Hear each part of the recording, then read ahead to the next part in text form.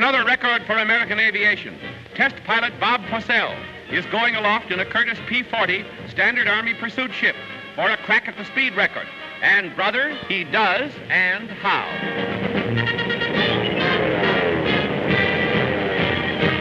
Last year, an Army plane hit 620 miles an hour in a vertical power dive. Fussell exceeds that by over 40 miles an hour.